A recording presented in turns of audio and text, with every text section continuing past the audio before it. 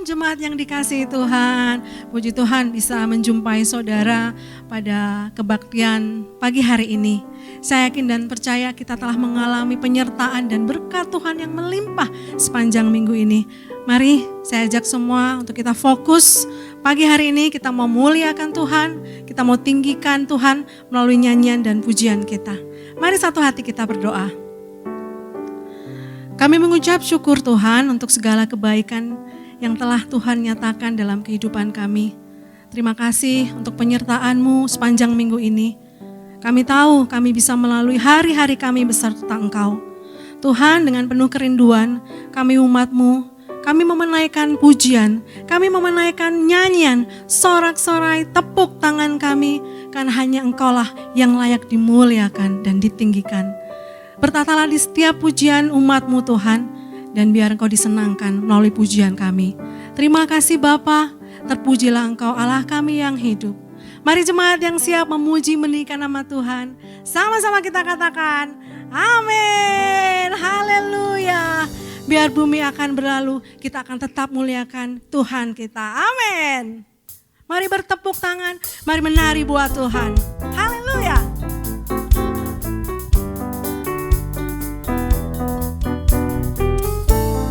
Tuhan itu baik, kasih setianya untuk selama-lamanya, amin. Biar bumi akan berlalu, biar bulan tak bercahaya lagi, biar langit akan bergoncang, matahari tak bersinar lagi, tetapi Tuhan Yesusku tak pernah ingkar janji. Semua yang difirmankannya pasti akan digenapi, amin. Biar bumi akan berlalu, biar bulan tak bercahaya lagi, biar langit akan bergoncang, matahari tak bersinar lagi, tetapi Yesusku, Tuhan Yesusku Dia tidak pernah ingkar janji, amin. Semua yang difirmankannya pasti akan digenapi.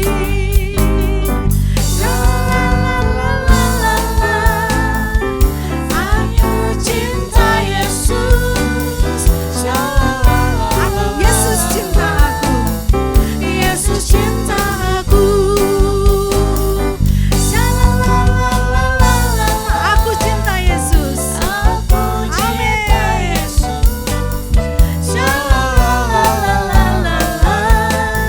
Yesus cinta aku. Biar bumi akan berlalu, Biar bulan tak bercahaya lagi, biar langit akan bergoncang, matahari tak bersinar lagi, tetapi Yesusku, tapi Tuhan Yesus Dia tidak pernah ingkar janji, Dia setia. pernah ingkar janji. Semua yang difirmankannya pasti akan digenapi.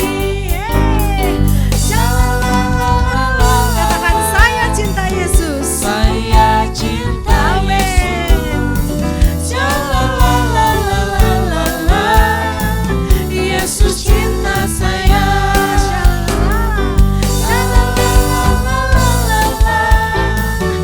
Saya cinta Yesus. Yesus cinta saya. Yesus cinta saya. Yesus cinta, Yesus cinta saya. Yesus cinta saya. haleluya. Amin, terpujilah namamu Tuhan. Karena begitu besar kasih-Mu Bapa atas setiap kami Tuhan. Sehingga Kau berikan anak-Mu untuk tebus dosa kami semua. Terpujilah Engkau Tuhan Yesus. Kami menyembah-Mu pagi hari ini. Biar Kami tinggikan nama-Mu Tuhan.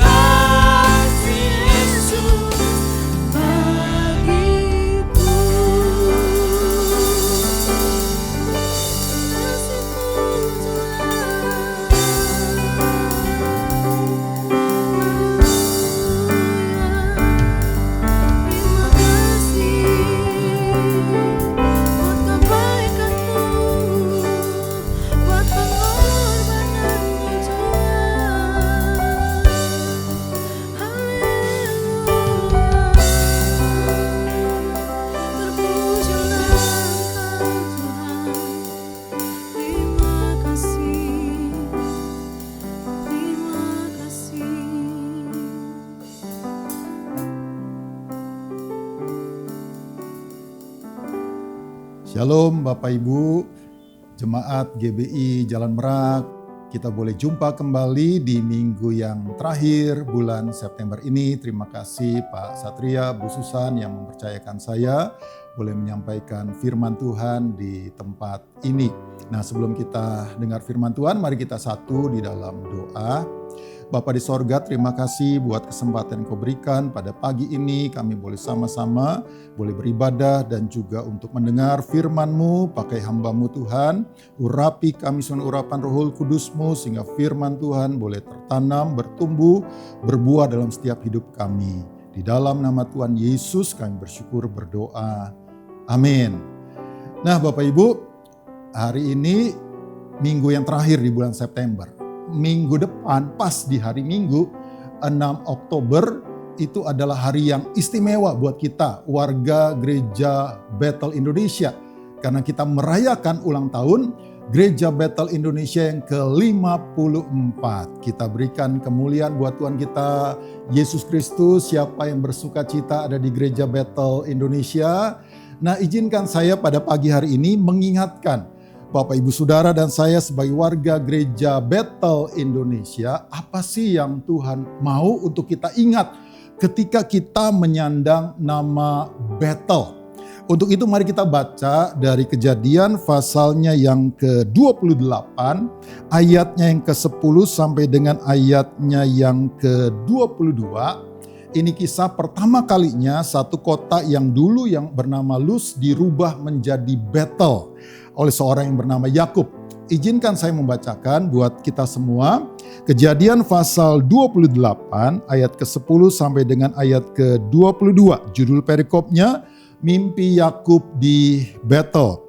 Maka Yakub berangkat dari Beersheba dan pergi ke Haran. Ia sampai di suatu tempat dan bermalam di situ karena matahari telah terbenam. Ia mengambil sebuah batu yang terletak di tempat itu dan dipakainya sebagai alas kepala lalu membaringkan dirinya di tempat itu.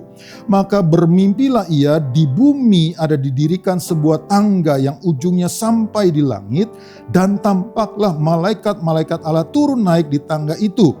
Berdirilah Tuhan di sampingnya dan berfirman, Akulah Tuhan Allah Abraham nenekmu dan Allah Ishak. Tanah tempat engkau berbaring ini akan kuberikan kepadamu dan kepada keturunanmu. Keturunanmu akan menjadi seperti debu tanah banyaknya dan engkau akan mengembang ke sebelah timur, barat, utara dan selatan. Dan olehmu serta keturunanmu semua kaum di muka bumi akan mendapat berkat. Sesungguhnya aku menyertai engkau dan aku akan melindungi engkau kemanapun engkau pergi. Dan aku akan membawa engkau kembali ke negeri ini sebab aku tidak akan meninggalkan engkau melainkan tetap melakukan apa yang kujanjikan kepadamu. Ketika Yakub bangun dari tidurnya berkatalah ia, sesungguhnya Tuhan ada di tempat ini dan aku tidak mengetahuinya. Ia takut dan berkata, alangkah dahsyatnya tempat ini tidak lain dari rumah Allah, ini pintu gerbang sorga. Keesokan harinya pagi-pagi Yakub mengambil batu yang dipakainya sebagai alas kepala dan mendirikan itu menjadi tugu dan menuang minyak ke atasnya. Ia menamai tempat itu Bethel. Dahulu nama kota itu Luz. Lalu bernasarlah Yakub, jika Allah akan menyertai dan akan melindungi aku di jalan yang kutempuh ini, memberikan kepadaku roti untuk dimakan dan pakaian untuk dipakai sehingga aku selamat kembali ke rumah ayahku, maka Tuhan akan menjadi Allahku. Dan batu yang kudirikan sebagai tugu ini akan menjadi rumah Allah. Dari segala sesuatu yang kau berikan kepadaku akan selalu kupersembahkan 1/10 kepadamu. Nah, Bapak Ibu Saudara, dari kisah ini apa yang bisa kita tangkap yang Tuhan mau setiap kita warga Gereja Bethel Indonesia di zaman ini untuk mengingat. Ketika kali pertama Yakub itu merubah satu kota yang namanya Luz itu menjadi Bethel. Nah, apa yang terjadi di sana Bapak Ibu? Yang pertama kalau saya boleh catat, Bethel itu menjadi tempat perjumpaan pribadi dengan Tuhan. Kalau kita lihat di ayatnya yang ke-12, di situ Yakub bermimpi.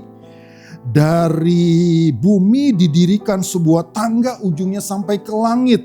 Lalu kemudian dia mulai melihat malaikat-malaikat di tangga itu. Tapi bukan hanya malaikat. Ayat 13, berdirilah Tuhan di sampingnya dan berfirman, Akulah Tuhan Allah Abraham nenekmu dan Allah Ishak. Tuhan Allah memperkenalkan dirinya kepada Yakub sebagai Allah Abraham, lalu kemudian Allah Ishak. Nah, Bapak Ibu, kenapa saya katakan tempat perjumpaan pribadi? Karena kalau kita baca dari Kejadian pasalnya yang ke-25, di ayatnya yang ke-19, judulnya sana Esau dan Yakub. Ini peristiwa kelahiran Yakub. Lalu kalau nanti Bapak Ibu boleh baca di rumah Kejadian 26, Kejadian 27, Kejadian 28 sampai dengan peristiwa yang kita baca ini yang namanya Yakub belum pernah mengalami Tuhan secara pribadi. Nah, yang namanya iman itu yang pertama Bapak Ibu tentunya memang harus diajarkan. Dan saya percaya Yakub ini engkongnya adalah Abraham. Lalu kemudian papanya Ishak. Abraham itu bapaknya orang beriman. Abraham pasti mengajarkan iman kepada Tuhan Allah yang Maha Esa itu kepada anaknya Ishak. Ishak pasti mengajarkan kepada Yakub. Memang iman harus diajarkan, bahkan di kemudian hari di zamannya Musa itu dilegalkan di dalam hukum Taurat. Dalam Ulangan pasal 6 ayat ke-7 itu tentang mengasihi Tuhan Allah dengan segenap hati, jiwa, akal, budi itu. Orang Israel Tuhan minta untuk mengajarkan kepada anak cucunya itu berulang-ulang. Bahkan ketika mereka ada di rumah, di perjalanan, di tempat pembaringan, ketika bangun, taruh tanda di tangan, lambang di dahi, di tiang pintu rumah, pintu gerbang. Jadi saudara, memang iman harus diajarkan. Yang kedua saudara, iman itu bisa diteladankan. Ya tentunya teladan dari Abraham, lalu kemudian turun kepada Ishak, lalu kemudian Ishak turun kepada Yakub. Kalau kita perhatikan seminar-seminar keluarga, biasanya diangkat itu mengenai pasangan Ishak dan Ribka, saudara ya. Karena memang kedua pasangan ini adalah kedua pasangan yang setia. Tidak ada orang ketiga dalam rumah tangga mereka. Mereka setia sampai akhir hidup mereka. Dan Yakub boleh mengalami hidup bersama papa mamanya yang meneladani iman. Memang iman harus diteladankan. Bahkan seorang rasul yang namanya Paulus itu mengatakan, ikutlah teladan aku sebagaimana aku mengikuti Kristus. Dalam 1 Korintus 4 ayatnya yang ke-16. Dan diulangi lagi dalam 1 Korintus 11 ayatnya yang pertama. Jadi iman harus diajarkan. Kita bersyukur kalau ada di tengah keluarga, dari orang percaya, papa mama kita yang mengajarkan iman. Lalu kemudian juga orang tua kita, keluarga kita yang memberikan teladan iman. Tapi pada pagi hari ini saya sampaikan buat kita semua, iman tidak cukup hanya diajarkan. Iman tidak cukup hanya diteladankan. Iman itu harus dialami. Yang setuju boleh katakan amin. Ya, setiap kita harus mengalami. Kalau zaman kita berarti Tuhan Yesus Kristus secara pribadi. Kita mengalami perjumpaan dengan Tuhan secara pribadi. Sama seperti yang boleh dialami oleh Yakub. Nah, Bapak Ibu, pesan yang pertama warga Gereja Bethel Indonesia, setiap kita harus mengalami, punya pengalaman pribadi, perjumpaan dengan Tuhan Yesus Kristus. Yang kedua, Bapak Ibu, apa yang terjadi dengan Yakub setelah perjumpaan pribadi dengan Tuhan lewat sebuah mimpi? Yang kedua kita lihat di dalam ayat 16. Ketika Yakub bangun dari tidurnya, mimpinya sudah berlalu. Perjumpaan pribadinya sudah berlalu. Tapi kita lihat dampaknya apa yang terjadi dengan Yakub. Dia berkata, sesungguhnya Tuhan ada di tempat ini dan aku tidak mengetahuinya. Lalu dia tambah lagi disambung di ayat 17. Ia takut dan berkata, alangkah dahsyatnya tempat ini tidak lain dari rumah Allah. Ini pintu gerbang sorga. Lalu kemudian keesokan harinya pagi-pagi Yakub mengambil batu yang dipakainya sebagai alas kepala dan mendirikan itu menjadi tugu. Dan menuang minyak ke atasnya. Ia menamai tempat itu Betel. Dahulu nama kota itu Luz. Betel, rumah Allah. Kenapa Yakub rubah dari Luz menjadi Betel, menjadi rumah Allah? Karena Yakub alami perjumpaan pribadi dengan Tuhan. Tapi yang kedua juga setelah perjumpaan pribadi dengan Tuhan, yang namanya Yakub ini mengalami perubahan. Perjumpaan pribadi dengan Tuhan harus diikuti dengan perubahan. Kita boleh mengalami Tuhan secara pribadi, berbeda-beda pengalaman kita. Biasanya kita mengkategorikan ada pengalaman yang luar biasa, ada yang kita anggap pengalaman yang biasa-biasa. Mungkin yang dialami Yakub itu kita kategorikan luar biasa karena dia dapat mimpi, lalu kemudian berdiri Tuhan di dalam mimpi itu di sampingnya. Lalu Tuhan memperkenalkan diri, berfirman langsung kepada Yakub. Sampai dengan hari ini Tuhan tetap melakukan hal yang sama. Sebagian kita mengalami perjumpaan pribadi lewat mengalami penglihatan terbuka, ketemu dengan Tuhan secara langsung. Ada yang lewat mimpi, ada yang mendengar suara Tuhan secara audible, ada yang mengalami mujizat Tuhan ketika dokter sudah angkat tangan, Tuhan sembuhkan sakit penyakitnya. Ketika rasanya sudah tidak mungkin sudah bangkrut total, lalu kemudian Tuhan pulihkan dengan ajaib.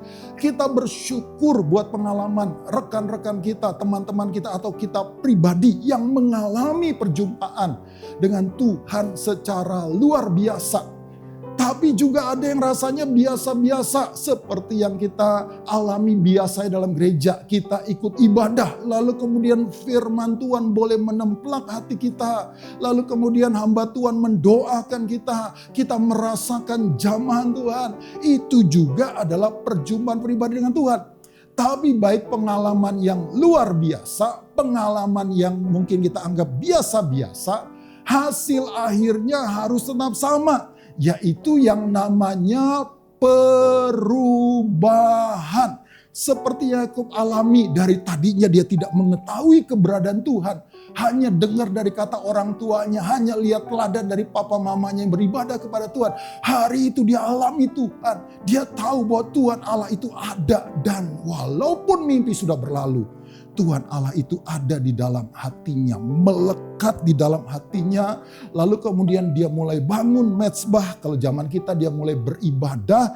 Lalu sampai dia rubah tempat itu dari Luz menjadi Betel. Mengakui bahwa ini adalah rumah Tuhan, tempat kehadiran Tuhan, pintu gerbang sorga. Tapi kalau kita perhatikan, perubahan Yakub tidak hanya sampai di sana.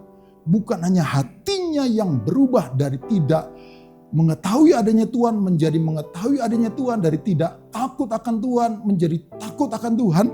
Tapi kalau kita baca ayat 20 masih ada sambungannya. Lalu bernasarlah Yakub, jika Allah akan menyertai dan akan melindungi aku di jalan yang kutempuh ini, memberikan kepadaku roti untuk dimakan dan pakaian untuk dipakai, sehingga aku selamat kembali ke rumah ayahku, maka Tuhan akan menjadi Allahku. Yakub punya komitmen yang kuat sekarang dengan Tuhan Allah itu. Kalau zaman kita, sekali Yesus tetap Yesus. Tapi gak berhenti di sana Bapak Ibu.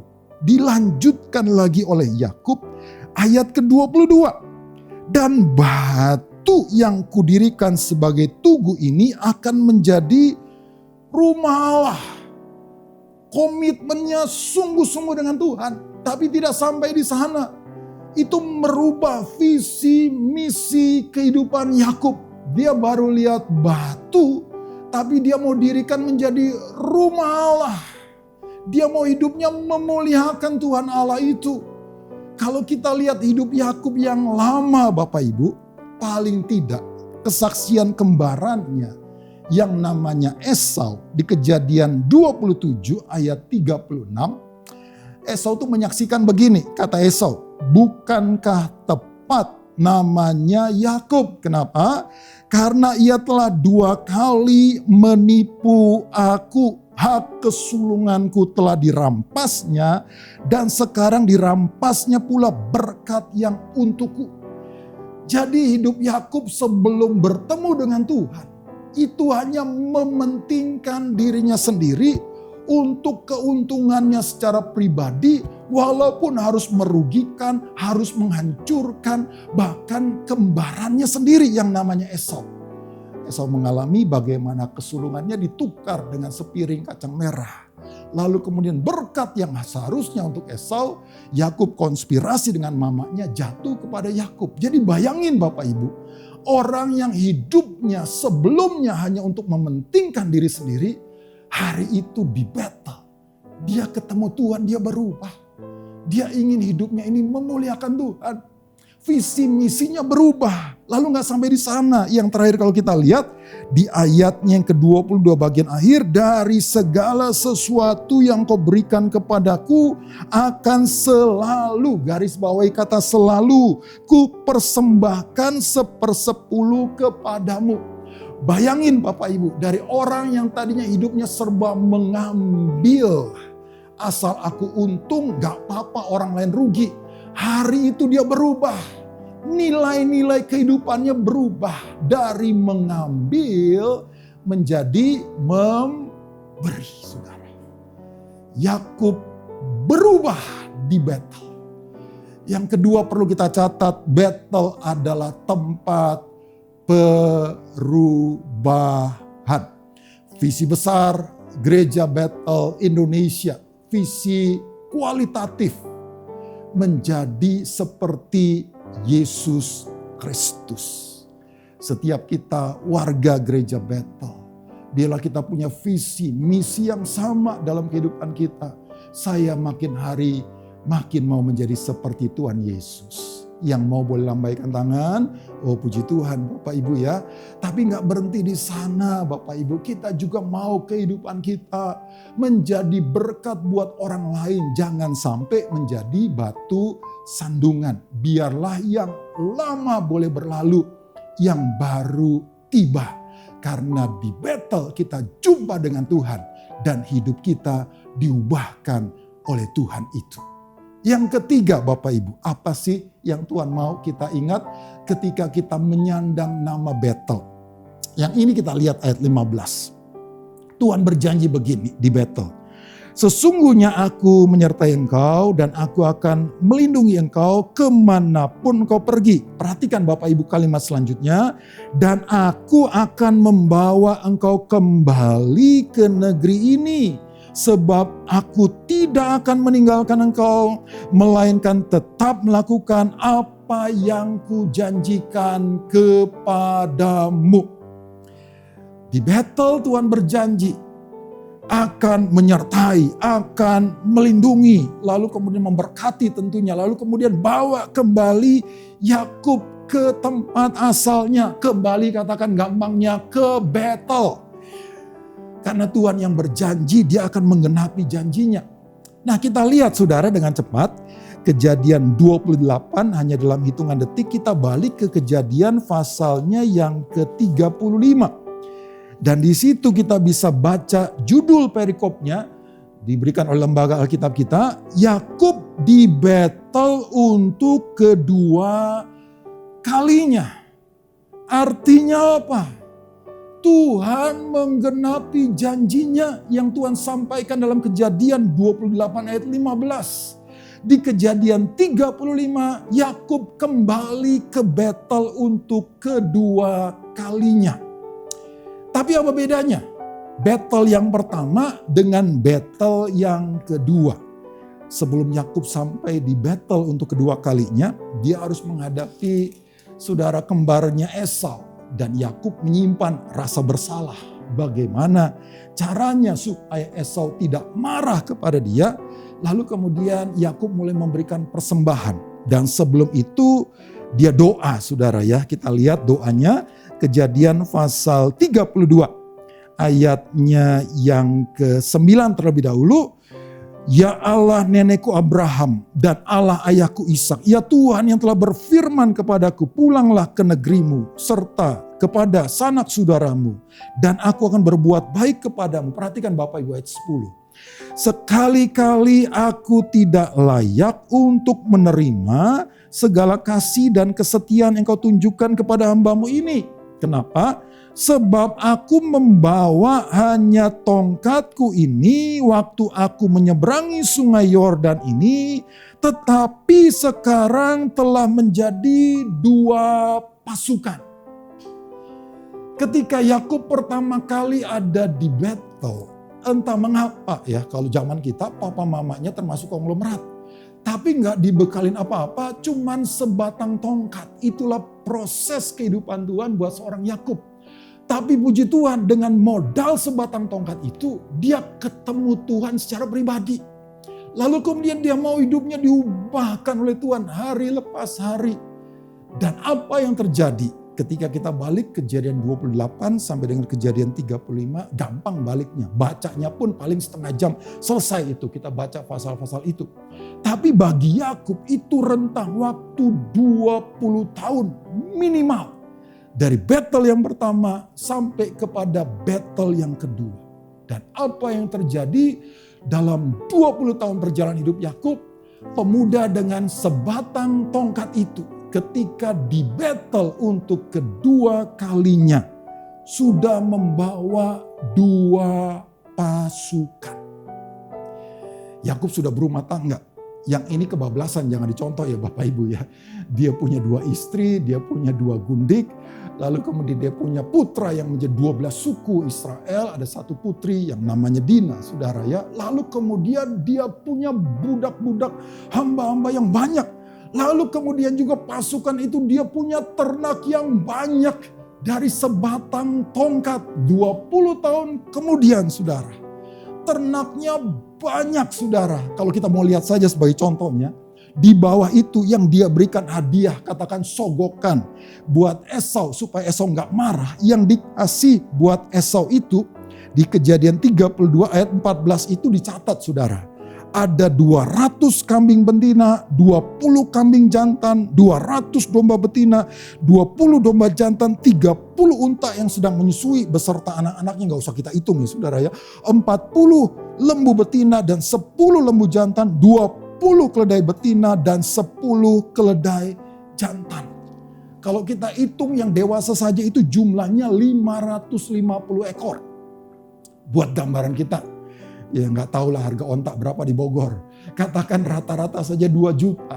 Itu berarti yang Yakub berikan buat Esau kurang lebih nilainya itu 1,1 miliar rupiah. Itu nilai yang besar. Itu yang diberikan. Yang dia punya tentu jauh lebih banyak. Saudara, ini bicara mengenai apa? Dari sebatang tongkat menjadi 2 pasukan. Battle yang terakhir adalah tempat penggenapan segala yang baik yang Tuhan janjikan. Berapa banyak yang mau mengalami segala yang baik yang Tuhan janjikan? Biarlah kita mau mengalami jumpa dengan Tuhan di Betel. Alami Tuhan secara pribadi. Jumpa dengan Tuhan Yesus Kristus pertama kalinya yang mengubahkan hidup kita. Dan juga kita jumpa dalam Tuhan hadiratnya hari lepas hari. Di dalam saat teduh kita bersama dengan Tuhan. Dan hidup kita hari lepas hari mau terus diubahkan, diproses oleh Tuhan. Makin hari makin menjadi seperti Tuhan Yesus. Percayalah dalam waktu Tuhan. Buat Yakub 20 tahun kemudian. Segala yang baik yang Tuhan janjikan itu digenapi. Betel boleh menjadi tempat kesaksian. Segala yang baik yang Tuhan janjikan digenapi.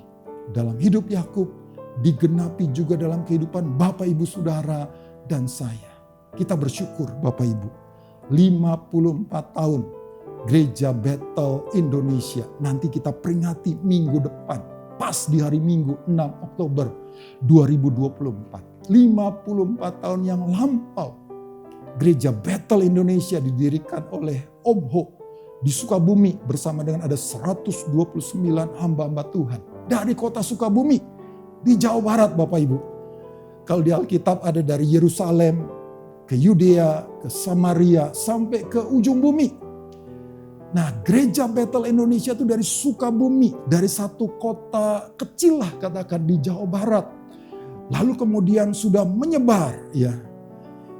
Yerusalem, Yudea itu provinsi, menyebar ke seluruh provinsi Jawa Barat. Ya, saya bersama dengan Pak Satria ada di BPD Jawa Barat. Puji Tuhan Bapak Ibu ya, seluruh kabupaten di Jawa Barat sudah ada Gereja Bethel Indonesia. Tapi gak berhenti di sana. Dari Jawa Barat terus lanjut ke seluruh provinsi di Indonesia. Semua ada Gereja Bethel Indonesia. Tapi nggak hanya sampai ke sana, Bapak Ibu, yang namanya Gereja Bethel Indonesia menggenapi dari Sukabumi sampai ke ujung bumi. Sudah ada di kelima benua, Afrika pun sudah ada, bahkan terus bertumbuh dengan pesat di sana, saudara. Segala yang baik Tuhan genapi. Dari Om Ho bersama 129 hamba-hamba Tuhan, hari-hari ini hampir 20.000 pejabat Gereja Bethel Indonesia, pendeta Madya, pendeta Pratama, jumlah gereja hari-hari ini sekitar 7.000 gereja. Kita masih rindu sampai kepada 10.000 gereja Bethel Indonesia. Dan gereja ini sudah tersebar dari Sukabumi sampai ke ujung bumi. Ini semua memberikan kekuatan, kesaksian buat Bapak, Ibu, Saudara, dan saya. Kita yang ada di Gereja Bethel, sekali Bethel tetap Bethel. Kita nantikan segala yang baik yang Tuhan janjikan digenapi, kita saksikan di Gereja Bethel. Saya mengalami segala yang baik yang Tuhan janjikan. Kalau mungkin ada yang masih melalui proses, biarlah kita mengalami terus perjumpaan pribadi dengan Tuhan. Biarlah kita mau terus makin diubahkan, makin seperti Tuhan Yesus Kristus. Percayalah, di ujungnya yang menantikan Bapak, Ibu, Saudara, dan saya, segala yang baik yang Tuhan janjikan. Tuhan Yesus memberkati. Mari kita satu di dalam doa. Bapa di sorga, terima kasih, kami sungguh bersyukur kalau sampai dengan akhir bulan September tahun 2024. Dan jika Tuhan berkenan, kami boleh sama-sama menyaksikan minggu depan, tepat di hari Minggu, 54 tahun Gereja Bethel Indonesia. Kami sungguh bersyukur Tuhan menjadi warga Gereja Bethel Indonesia. Terima kasih untuk bagian firman-Mu mengingatkan kami. Di tempat ini kami boleh mengalami Tuhan secara pribadi. Di tempat ini kami mau hidup kami diubahkan terus oleh Tuhan. Makin menjadi seperti Tuhan Yesus Kristus. Dan di tempat ini juga kami percaya segala yang baik yang Tuhan janjikan digenapi dalam hidup kami, pribadi kami, rumah tangga kami, dalam usaha, pekerjaan, dalam pelayanan, dalam pendidikan anak-anak kami. Kami semua boleh mengalami segala yang baik yang Tuhan janjikan. Terima kasih Tuhan, kami bersyukur, berdoa di dalam nama Tuhan Yesus Kristus. Mari kita setuju sama-sama, kita katakan amin. Tuhan Yesus memberkati. Bapak Ibu yang kasih Tuhan, mari kita satukan hati, kita berdoa. Bapak Surgawi, kami bersyukur untuk firman-Mu saat ini. Terima kasih Tuhan, biar Tuhan mengingatkan kami untuk mengalami Bethel. Supaya kami boleh terus semakin diubahkan, dibangkitkan, menjadi dewasa di dalam Engkau. Mengalami perubahan, bertumbuh, berubah, berbuah-buah di dalam Engkau. Berkati hamba-Mu Bapak Pendeta Boy Arifin Jambek Tuhan. Sertai senantiasa, berikan kesehatan, kekuatan, pengurapan yang baru senantiasa. Berkati seluruh keluarganya juga Tuhan. Terima kasih Bapak, kami berdoa juga bagi pemerintahan kota dan bangsa kami. Kiranya Tuhan terus mencurahkan hujan keselamatan pertobatan bagi bangsa kami. Sehingga bangsa kami boleh dilawat oleh Tuhan. Dan hati raja seperti batang air di tangan-Mu, Kau alirkan kemana Kau mau. Biar keputusan untuk bangsa ini berasal dari Tuhan saja. Berikan terus Tuhan perkenanan-Mu, berikan terus pemulihan yang dari Tuhan. Terima kasih Bapak, kami percaya bahwa Semua yang kami doakan ini ada dalam tangan-Mu Tuhan. Dan setiap anak-anak-Mu yang sedang mengalami pergumulan, kami percaya Tuhan menolong. Yang sakit Tuhan sembuhkan, yang lemah Tuhan kuatkan, yang terikat Tuhan lepaskan. Berikan kekuatan, kemenangan, kelimpahan bahkan di dalam segala hal. Terima kasih Bapak, kami bersyukur buat segala kebaikan-Mu ini. Di dalam nama Tuhan Yesus, berkat-Mu diturunkan atas gereja Betel Indonesia juga. Sehingga dari mulai ketua umum kami bersama keluarga, para pengurus BPP, MP, DP, MPL, semua ketua BPD dimanapun berada dalam dan luar negeri. Tuhan terus menyertai supaya kami semua semakin sehati menuntaskan amanat agung Tuhan Yesus. Segala pujian kemuliaan hanya bagi nama-Mu Tuhan. Datanglah kerajaan-Mu, jadilah kehendak-Mu dalam hidup kami semua. Di dalam nama Tuhan Yesus, sebelum kami berpisah kami siap menerima berkat dari Engkau Tuhan. Mari kita angkat kedua tangan kita, arahkan hati pada Tuhan. Tuhan memberkati dan melindungi engkau. Tuhan menyinari engkau dengan wajahnya dan memberi engkau kasih karunia. Tuhan menghadapkan wajahnya kepadamu dan memberi engkau damai sejahtera. Terimalah segala berkat anugerah berlimpah dari Allah Bapa dalam cinta kasih, pengorbanan teladan Tuhan Yesus, penyertaan, kuasa, kemenangan, sukacita dari Roh Kudus menyertai engkau mulai saat ini sampai selama-lamanya. Terimalah semua berkat ini dan jadilah berkat yang memuliakan Tuhan. Di dalam nama Tuhan Yesus kita menerima berkat, bersama-sama berkata, amin. Tuhan Yesus memberkati Bapak Ibu semua.